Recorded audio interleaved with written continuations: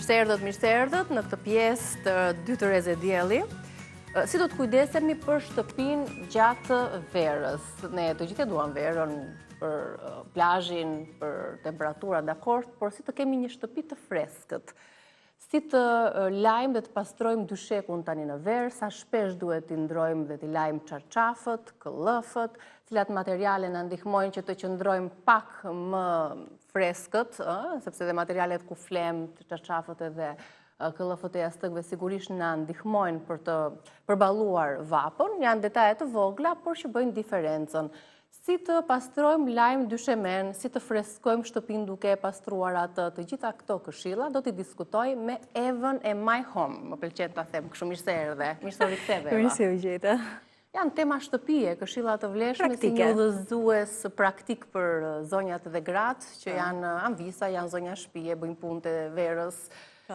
Fillojmë me themeli dhe ndoshta heqim sa gjëra që janë si barë në shtëpi edhe duke sikur ajrosim, sikur e freskojmë. Se është e rëndësishme të ruajmë freskim brenda shtëpisë, pavarësisht temperaturave jashtë. Sigurisht, është. Ti vetë nga e ke nisur për shtëpinë tënde? Në fakt, nga perdet. Nga perdet? Perdet. Perdet, sepse ato bëjnë diferencën. Ndryshimi më të madh. Larja e tyre, vendosja e të tjerave, llojeve të tjera të perdeve, të copave të tjera, dhe pastaj me radhë, gradualisht. Cilat copa perdesh në mbajnë ambientin pak më të freskët? Trasha, të errta, ndoshta edhe ngjyrat mund t'i tregojnë? Ideja është, sepse janë dy lloje perdesh, dhe varet edhe ana e dritareve nga është. Nëse është vap, bie shumë dielli para ditës, qoftë i mazitës, se edhe e dielli mazitës nuk durohet, duen perde të trasha, ose dyshe, por ama materiali të jetë pambuk, lino ose bambu, dhe të jenë jo të errta. Ky është ndryshimi, në qoftë se dritarja është nga ana që nuk hyn shumë diell, atëherë perdet të lehta, siç dihet. Se nuk do t'i përdorin për këtë funksionin që duan. Pambuk, lino, tyl, ka domethënë. Pra ky është ndryshimi, domethënë. Ka perde që janë dyshe, pra që nuk lejojnë nxehtësinë të hyjë, domethënë të trasha. Cilat materiale na e bëjnë më vap brenda të perdeve?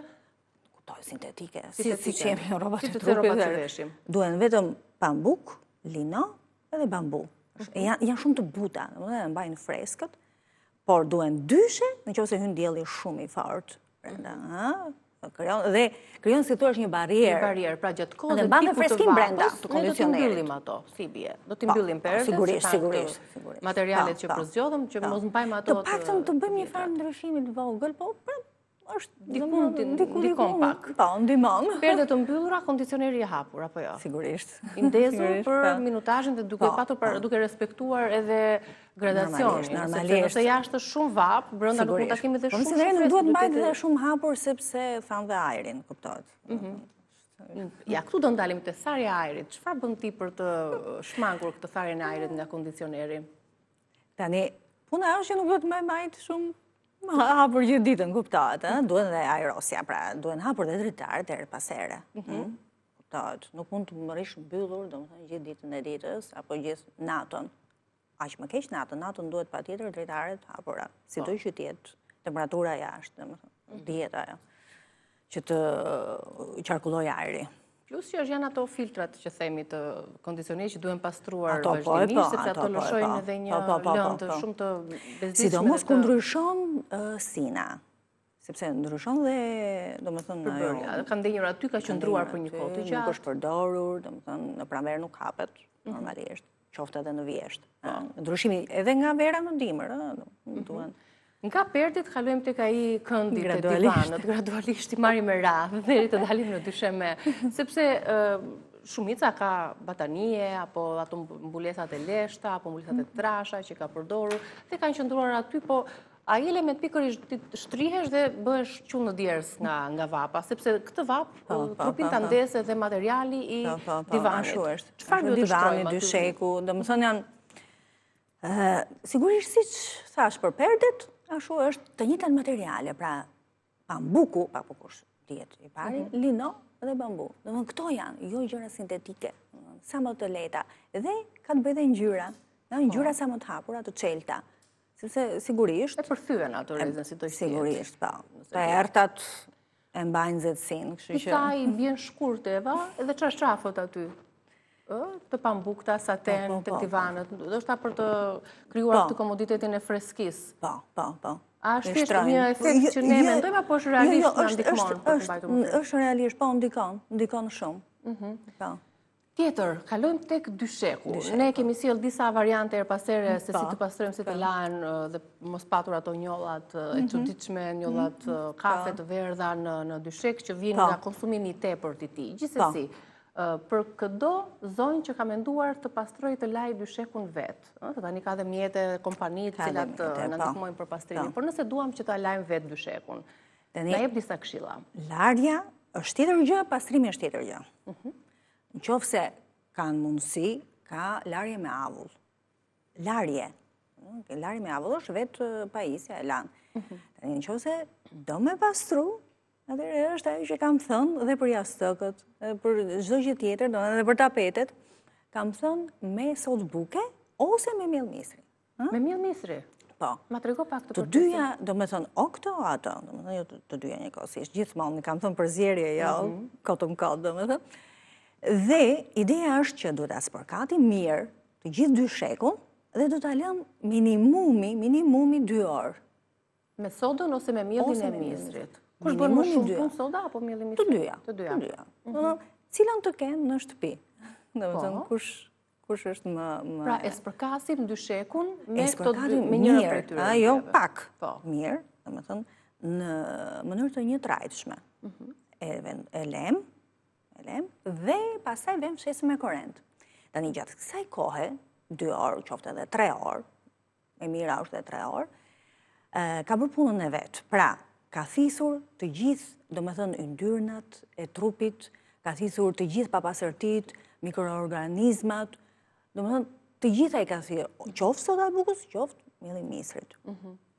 Këto kompani ku pastrojnë ose kur të dim ne se çfarë ka brenda një dysheku, nuk qëndrojmë aty, nuk flejmë më, aq papastërti, pavarësisht se duket në pamjen e jashtme që është gjithçka okay, po imagjinoni se çfarë ndodh brenda, sepse prandaj është avantazh që nuk i shohim dot me sy të lirë. Trupi unë kur fle lëshon këto qelizat e vdekura, edhe i lëshon ato në çarçaf, i lëshon në dyshek, në mënyrë të vazhdueshme, 2 herë, 3 herë, sa mund të shtrihemi, në jastëk gjithashtu dhe gjitha këto depërtojnë, plus që fillojnë ato problemet, jo alergjit, jo problemet shëndetësore. Po, personat alergjik duhen patjetër, domethënë jo ta lënë mas një stine për ta pastruar. Zakonisht duhet çdo 2-3 muaj. Të pastrohet në këtë mënyrë. Është një pastrim, jo larje, thamë është ky pastrim që përfshin. Soda pas faktove të tij. I përfshin. Është një mënyrë shumë e mirë, praktike, nuk është se lodhesh. Po. Se ka të bëjë dhe kjo që edhe se nga gjithë këto punë që kemi në shtëpi, paktën lehtësojmë veten me. Pasi e kemi përthithur sodën apo miellin e misrit me fshesën me korrent. Po. Kemi ndonjë veprim tjetër? Kaq? Jo. Tashi gjëja e parë që duhet bërë, që nuk e thash në fillim, është aerosje në diell. Po jo çdo kush e ngren dyshekun dhe e vendos në dritare, balkon apo dyshekët tek janë më të kollaj, po dopjot janë shumë të vështirë për të ngritur. Po. Kështu që ky është momenti, domethënë puna e parë, veprimi i parë që duhet bërë, pra dielli është. Ndoshta dyshekun nuk e çojmë dot në balkon dhe në dritare, po për shembull çarçafët mund të kujdesim, mbaj mend prindrit tanë gjyshet çdo mëngjes i mblisni çarçafët dhe i shkuntrin. Kjo dihet. Kjo dihet shkundur, edhe madje edhe bataniet, çfarë ishin, domethënë i mbanin në diell për aerosje. Për aerosje, për të shkundur si shkundin dhe i mbanin edhe aty pastaj. Domethënë si shkundin i mbanin që të rinë në diell. Dhe jastëkët. Unë i mbanin në diell. Tani duke u rikthyer kësaj pjesës të mbytim vapën edhe përmes gjërave praktike në shtëpi. Te pjesa e çarçafëve, çfarë materialesh rekomandon, sa shpesh duhet i lajmë ato tani në verë, kullafët? Po këto. Do të thënë sa më të lehta, të holla, se ka lloj materialesh tash. Po pambuk ka, saten ka, lino. Saten, për mendimin tim, nuk ndërhyte, po unë them vetëm pambuk, lino dhe bambu. Nuk përdor asgjë tjetër dhe të çelura, ngjyra të hapura, Dhe larja, me që më pyetët, larja tash duhet bërë jo njerë në javë, do më si gjithë jetë që ndrojnë çdo ditë shtunë. Çdo të shtunë bëjmë pa punët me themelin, ndrojmë edhe çarçafët. Jo, është verë, është vap, do më thënë djersisim gjithë ditën, ka shumë tipa alergjik, do më thënë duhet ndruar. Çdo 4 ditë, çdo 4-5 ditë. Do shta dhe më shpeshë, varet gjithmonë nga veprimtaria e njeriut. Sa shpesh dhe sa shumë djersit individit për të... Madje është dhe një gjë tjetër që duhet marrë parasysh. Në qoftë se nuk bëhet dush në darkë, çarçafët, normalisht gjithaj pluri, djersa e aktivitetit të ditës, zhytet nën shtresa. Prandaj, në qoftë se o do lash çarçafin, o do lash veten. Tash kush i bie më ekonomikisht më mirë. Normalisht vetja, 10 minuta gjë, apo 1 orë gjysmë, apo 2 orë çarçafët. Dhe më thellë, ajo djersa, pluri.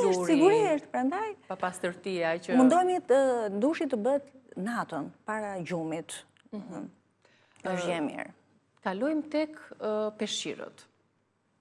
Për larjen e tyre, për mbajtjen e peshqirëve sa më të buta, i kemi sjellë edhe një herë tjetër në mos gaboj teksa i kemi pastruar, po tani edhe peshqirët kanë ato karakteristikat e veta të pastrimit, apo jo. Gabimi që ne bëjmë pasi jemi larë është që ato peshqirin nuk e ajrosim, nuk e nxjerrim të fahet jashtë. Ashtu është, po.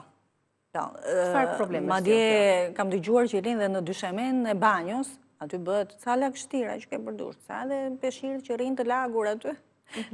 Bëhet ambienti, do më thënë, bëhet e ndihet ajera lagështirës, deri edhe myk, do më thënë, krijohet te peshqirët. Prandaj, mundësisht, në balkon, në verandë, varet nga mundësita, kuptohet, në balkon, unë për veten time, për shembull, kam shufra kastile për peshqirët. Që do mëzdëshmërisht kanë vetësia të brenda. Shufra cengela. Shufrat janë më praktike, sepse hapet komplet, sipërfaqja. Dhe, do më thënë, është gjë tjetër pastaj larja. Varet se sa kohë i le ciklit të larjes. Është mirë që peshqirët të lahen pas çdo larje? Tashi, peshqirët e trupit, do më thënë, të dushit, do më thënë, mas 2 larjesh, aq. Sidomos tash në verë, normalisht edhe pas çdo larje, varet gjithmonë nga niveli i papastërtisë. Çdo individ ka peshqirin e vet apo një peshqir gjithë familja? Sigurisht, po përmend gabimet. Jo vetëm i dushit, domethënë që vëjmë, po edhe i fytyrës dhe i duarve. I secili të ketë peshqirin e vet, patjetër.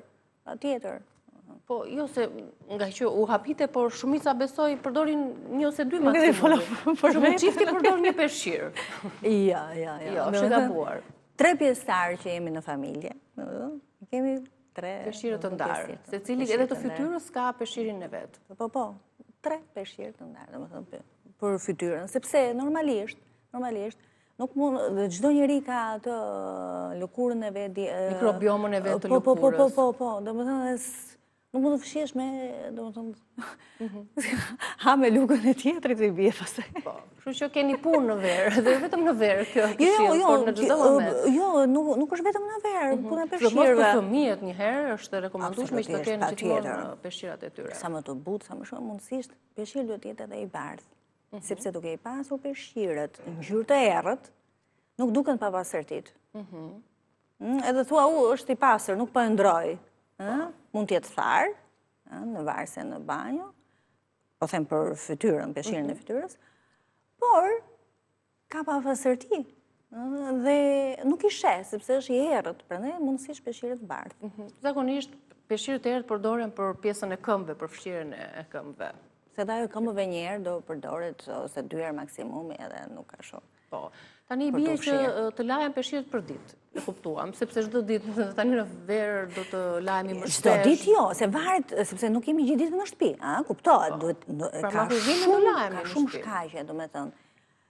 Kur je në shtëpi, okay. Se rri do lash duart, do lash fytyrën, do gatuash, do lash duart prap. Kalojmë tek dyshemeja, si thua. Sepse te dyshemeja na, si themi ne, kur është shumë vap dhe ne kemi filluar ta pastrojmë, ta lajmë dyshemen nga vetë nxehtësia që ajo ka nga vapa, nga temperatura, krijon atë avullin që ne nuk e shohim, por që ndikon tek ambienti. Kur duhet larë dyshemeja tani në verë edhe si ta pastrojmë. Marrim dy rastet, kur kemi dyshemen me pllaka dhe me parket. Tani, me pllaka është kollaj fare. Sepse plaka janë vetë ftohta. Plaka në shtëpinë apo jo? Më freskët. Dhe mund të lahet sa herë të duash, domethënë. Sidomos në zonat ku kalohet më shpesh, ku ka trafik. Siç është ambienti i ngrënies, i kuzhinës. Po edhe i ndenjës, po i ndenjës mund të vesh një nuk mund të lihet shtëpia pa tapet apo qilim. Dhe sigurisht që... Megjithëse shumica zgjedhin që tani në verë mos shtrojnë asnjë gjë aty, duket sikur është diçka e tepërt. Për mendimin tim duhet një qilim. Rogoz, jo tapeti trash, pra që t'jetë me thurje, pra ne them rogoz, është edhe më i kollajt për të pastruar, mund edhe të lahet, të lahet, futën dhe lavatrice më dje, mos jetë shumë i ma normal sa për të vënë këmbët, duhet një qilim, pa tjetër, në ambientin e ndenjes, por dhe të kuzhinës, flasim për parketin, se plakat nuk kanë një gjë, din të gjithë, i ve një shtupe dhe e freskon. Kurse parketi është më delikat. Është shumë më delikat dhe kalbe direkt, në qoftë se lahet shpesh. Më mirë të vihet fshese me korrent shpesh. Që mbledh ato plurat edhe. Plurat dhe thërrimet. Thërrimet gërvishtin parketin, qoftë druri, qoftë laminat. Dhe më tepër të vihet fshese me korrent, se sa të lahet me shtup. Në qoftë se do lahet me shtup, prap nuk do lahet shpesh. Njërë javë, njërë 2 javë. Çfarë i shtojmë tek uji kur e lajmë dyshemen, që ata edhe ta ruajmë dyshemen, po edhe ta pastrojmë, ta shkëlqejmë? Zakonisht kam thënë që me uthull molle dhe pak vaj ulliri për drurin. Domethënë kur është parket. Pa të shkëlqimin vaj ullirit apo? Se dikush mund të mendojë që po sikur ajo i ndyra, sikur Jo, sepse bashkëvepron me uthullin. Nuk e lejnë që të ashtu. Thjesht është për një shkëlqim dhe për një si lustrim. Që shtojmë tek uji, se mos... Të uj, kuptohet, të koma me uj. Dhe, prap kjo gjë insistoj këmë ngull që nuk duhet shpesh. Disa përdorin ujë të nxehtë për larjen e dyshemenit që pastron më mirë. Të ngrohtë, të vakët. Nuk duhet ujë nxehtë, absolutisht. Nuk duhen këto ekstremet, asnjëherë. Që të ashtu. Duhet të thoja, duhet me leck mikrofiber. Mikrofiber dhe e shtrydhur shumë fort, kur bëhet fjalë për parket, druri ose laminat. Për të ruajtur atë më... Kalbet më njerë. Dhe si kuptojmë ne që është prishur, ai kërcet kur ecën, ndahen ato fryet, ngrihet. Edhe ndahen shufrat në njëra tjetra. Në ndarjet e parketit, të pjesëve të parketit, ajo fryet. Dhe qahet. Kur është më mirë pastrimi, në mëngjes, pas dite? Varet se tash janë të gjithë në për... Nëse ti bën këtë pastrimin e dyshemes përpara gjumit, ndikon tek alergjitë e fëmijës, tek alergjitë e të rriturve. Siç kam thënë dhe për rregullimin e kuzhinës, sistemimin, gjitha në përvendin e ashtu që nesër në mëngjes mos shohësh sikur ka rënë bombat. Zisi nga t'ja fillosh më përpara me sistemimin dhe larjen. Larja e enëve pastaj është e tmeshme, sepse edhe mikroorganizmat, bakteret tani zhvillohen edhe më shumë nga nxehtësia. Gjithë natën kanë ndenjur aty dhe duhet pa tjetër. Megjithatë tani do të justifikojmë se zonjat edhe lodhen, punojnë... Prandaj, këtë doja thoja që varet dhe nga aktiviteti i pjesëtarëve të familjes. Sepse mund të mos kenë fuqi natën. Kështu që çojnë nesër mëngjes dhe i bëjnë. Varet nga... Mendojnë se është dhe më freskët. Mirë, ne besoj se dham një 2 këshilla të mira sot për të freskuar shtëpinë brenda saj, pavarësisht vapës që është jashtë, kujdes të zgjedhim materialet e duhura, si tek perdet, si tek çarçafët, ashtu edhe tek mbulesat e divaneve, ashtu edhe me pastrimin e dyshemes dhe ambienteve përreth. Sa më e pastër, aq dhe më e freskët, me çliruar dihet shtëpia dhe ne të gjithë bashkë. E kam thënë gjithmonë këtë, nuk duhet të ketë gjëra të tepërta. Sepse shtohet punë. Të tepërtat shtohen dhe punët, po edhe të mbysin dhe të krijojnë psikologjikisht një gjendje më të vështirë. Ashtu është. Eva, unë të falenderoj, gjithmonë me këshilla të vlefshme dhe në rrjetet e tua sociale. My home, by Eva, apo jo? Home by Eva. Home by Eva. Me këto tokë fjalë e gjeni gjithsesi në Instagram. Të falenderoj edhe një herë. Faleminderit juve. Ditë mbar. Faleminderit edhe juve që na ndoqët, kalofshin një ditë të bukur sot. Vazhdoni të qëndroni në programacionin e Report Televizion. Unë ju përshëndes.